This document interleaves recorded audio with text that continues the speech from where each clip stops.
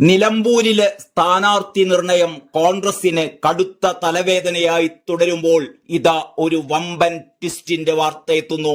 Aryadan ഷൗക്കത്തും VS. ജോയിയുമല്ലാത്ത മറ്റൊരു സ്ഥാനാർത്ഥി എത്തുമെന്നതാണ് രാഷ്ട്രീയ കേരളം ഉറ്റുനോക്കുന്ന നിലമ്പൂരിൽ സംഭവിക്കാനിരിക്കുന്ന ട്വിസ്റ്റ്. DCC അധ്യക്ഷൻ വി.എസ്. ജോയ്ക്ക് വേണ്ടി പി.വി. അൻവർ ശക്തമായി തന്നെ രംഗത്തുണ്ട്. കോൺഗ്രസിലെയും ലീഗിലെയും ഒരു വിഭാഗം നേതാക്കളും ജോയിയെയാണ് പിന്തുണയ്ക്കുന്നത്.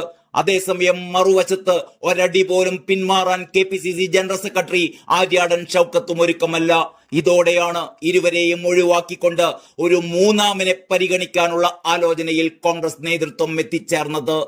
തൃണമൂൽ കോൺഗ്രസിന്റെ ഭാഗമാകുമ്പോൾ തന്നെ നിലമ്പൂരിൽ വി.എസ്. ജോയിയുടെ പേരായിരുന്നു പി.വി. അൻവർ മുന്നോട്ട് വെച്ചിരുന്നത്.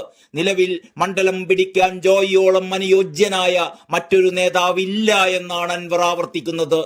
അദ്ദേഹമല്ലാതെ മറ്റൊരാളെ മത്സരിപ്പിച്ചാൽ UDF മണ്ഡലത്തിൽ കനത്ത പരാജയം രുചിക്കുമെന്നും അൻവർ പറയുന്നു. ആര്യാടൻ ഷൗക്കത്തിനെ മത്സരിപ്പിക്കാനാണെങ്കിൽ അദ്ദേഹത്തെ തോൽപ്പിക്കുമെന്ന ഭീഷണി കൂടി അൻവർ ഉയർത്തുന്നുണ്ട്. അൻവറിനെ അനുനയിപ്പിക്കാൻ കഴിഞ്ഞ ദിവസം ഷൗക്കത്ത് നേരിട്ട് സന്ദർശിച്ചുവെങ്കിലും തന്റെ നിലപാടിൽ ഉറച്ചു നിൽക്കുക തന്നെയാണ് അദ്ദേഹം.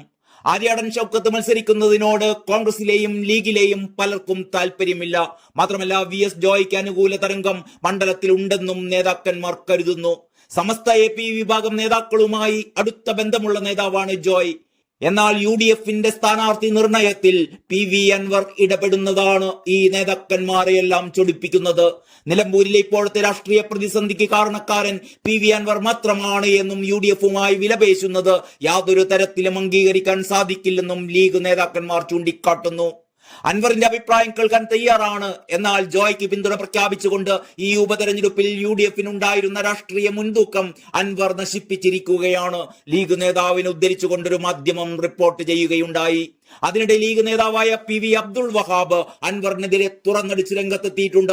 നിലമ്പൂർ ഉപതെരഞ്ഞെടുപ്പിൽ പി.വി. അൻവറിന് പ്രസക്തിയില്ല എന്നും അൻവർ ഈ തിരഞ്ഞെടുപ്പിനെ സ്വാധീനിക്കില്ല എന്നുമാണ് അദ്ദേഹം കഴിഞ്ഞ ദിവസം ഏഷ്യാനെറ്റ് ന്യൂസിനോട് പ്രതികരിച്ചത്. അൻവർ അല്ല സ്ഥാനാർത്ഥിയെ തീരുമാനിക്കേണ്ടത് എന്നും കോൺഗ്രസ് ആണ് സ്ഥാനാർത്ഥിയെ തീരുമാനിക്കേണ്ടതെന്നും ആര് നിന്നാലും ലീഗ് പിന്തുണയ്ക്കുമെന്നും കൂടി അദ്ദേഹം പറഞ്ഞു.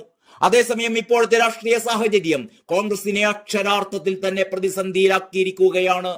അൻവറിനെ തഴഞ്ഞ് ഷൗക്കത്തിനെ പരിഗണിച്ചാൽ അൻവർ UDFിനെതിരെ തിരിയും. ഇനി അൻവറിന്റെ ആവശ്യം അംഗീകരിച്ചാൽ അദ്ദേഹത്തിന് നേതൃത്വം കീഴ്പ്പെട്ടു എന്ന പ്രതീതിയും സൃഷ്ടിക്കപ്പെടും. മാത്രവുമല്ല വി.എസ്. ജോയ്ക്ക് ജമാഅത്തെ ഇസ്ലാമി സംഘടന പരസ്യ പിന്തുണ പ്രഖ്യാപിച്ചത് ഈ ഘട്ടത്തിൽ തിരിഞ്ഞുകൊത്താനുള്ള സാധ്യതയും നിലനിൽക്കുന്നുണ്ട്. വീണ് കിട്ടിയ നിലമ്പൂർ ഉപതെരഞ്ഞെടുപ്പ് എന്ന അവസരം കളഞ്ഞുകുളിക്കരുത് എന്ന നിർബന്ധവും കോൺഗ്രസിനുണ്ട്. ഇതെല്ലാം കൊണ്ടും തന്നെ ഇലയ്ക്കും മുള്ളിനും കേടില്ലാതെ ഒരു പ്രശ്നപരിഹാര സാധ്യതയാണ് UDF തേടുന്നത്.